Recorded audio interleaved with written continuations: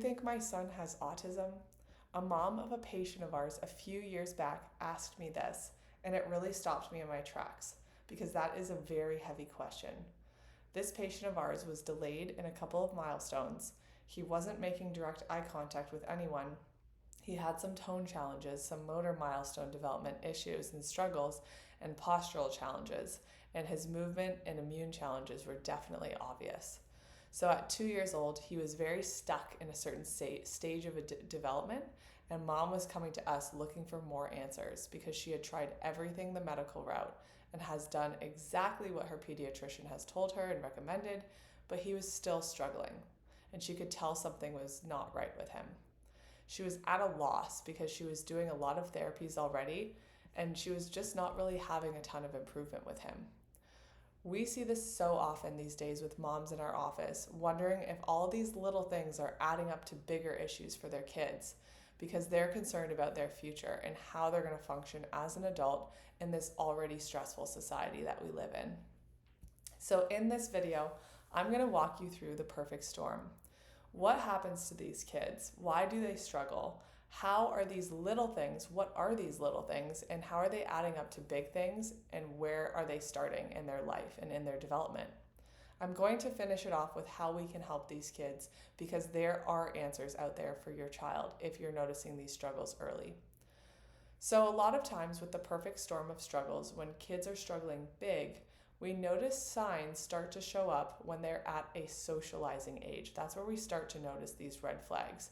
And you're noticing they're not really connecting with other kids. They don't really want to socialize with other kids. They're kind of almost in their own world.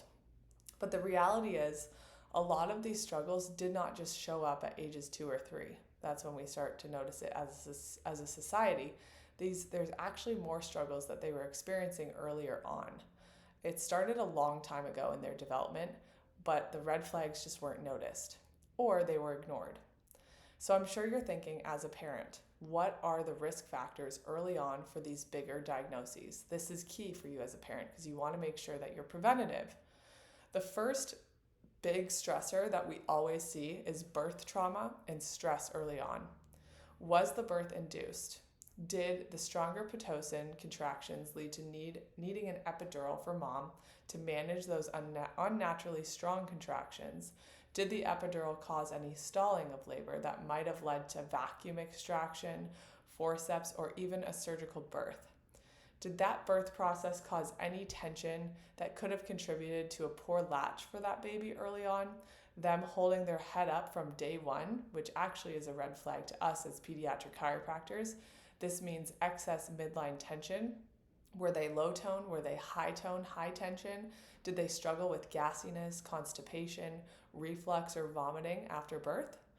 If they struggled with things like that, or the sequence of development is affected from a young age, then this adds more stress to their lives, where simple things like pooping, sleeping, and eating are affected every single day for them. And this puts their bodies into a sympathetic dominance. And so it's a state of fight or flight from birth. So that's pretty early on, especially when babies should not be in a sympathetic state. They should be in a rest, digest, sleeping, eating, and pooping state. So when you look at big milestone delays like autism, sensory processing disorder, social issues, a lot of their struggles seem to start around 3 to 4 months old. So the thing you want to look for, that first sign that you look for, is head control. How are they controlling their head? Do they have head control? Can they hold their head up? And how well can they navigate their environment? So at 3 to 4 months old is when you need head control, not before this. You want to see it start to develop around that time. If they lack this head control or are stuck looking only one way at that age, or they're really stuck in a certain motion, this is an early red flag. It means that the upper neck is stuck, which is right where that brainstem lies. So then at around 6 or 7 months old, are they sitting up on their own with ease, without containers? Are they starting to copy gestures? Are they interacting with you, making eye contact, and almost kind of socializing and babbling a little? Then you get to 9 months, and if they're still not crawling properly or crawling at all, if they're not responding to sounds properly or interacting, then there's more and more red flags that we're seeing at this stage. So by the time they get to our office and moms have tried all the therapies, the diet changes, the brain exercises, we have to go back to the sequence of events that led us here to this perfect storm and get to the root control system that was overwhelmed at a young age. And that is the nervous system. That's what we focus on in our office. It's not necessarily pain. Pain improves with a lot of our patients, but we see kids for a certain reason. They are stuck in a sympathetic overdrive state. The way we assess the central nervous system with kiddos is looking at their tone, their tension, and signs of stress from the intake forms. Then we couple it with our nervous system scans that measure and tell us objectively how well their nervous system is responding to their environment.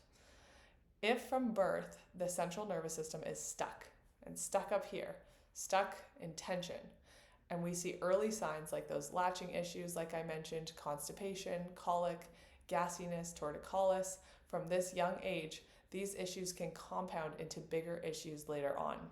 This is why we do what we do within pediatric chiropractic care, because if we can allow these babies to latch with ease, hit those milestones, those simple milestones, release their toxins, poop well, sleep well, eat well, and integrate their environment well now, then later on when they're 6 or 7 years old, they're typically not the child that can't handle loud noises, startling environments, change in routine, sensory issues, and more, because they integrated those simple levels early on of their brain fully at that younger age. So a lot of the times when we start care plans for kiddos in our office that are struggling with autism and these big struggles that we see, and within that first month of care, what we're looking for as pediatric chiropractors is those simple foundational milestones improving. So things like they're pooping finally and pooping consistently. So things like that start to happen. They start to sleep deeper. They fall asleep easier.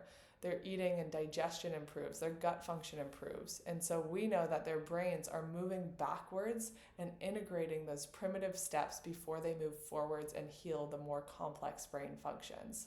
And so it's all about building blocks and stepping stones for kiddos.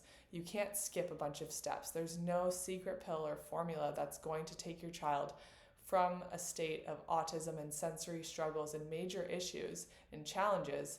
And it's not just going to be one step. It's going to be a lot of steps. It's going to be multifactorial.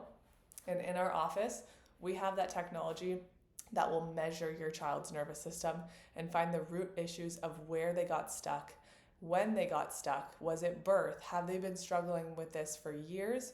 Or has it just been a couple months? How old are they? There's a lot of different factors that go into our care and why we care plan the way that we do and how we take care of these kids.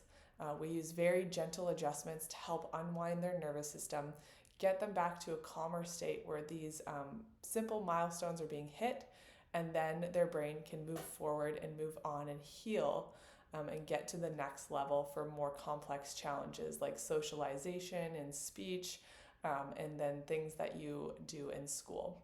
So if this sounds like you or your child, please give us a call. Please reach out to us. Let us know if we can help you. We can also connect you with someone near you and make sure that you're in the right hands for your child, because this is a very complex issue and you want to make sure that someone is a specialist when you're seeking out care for these issues.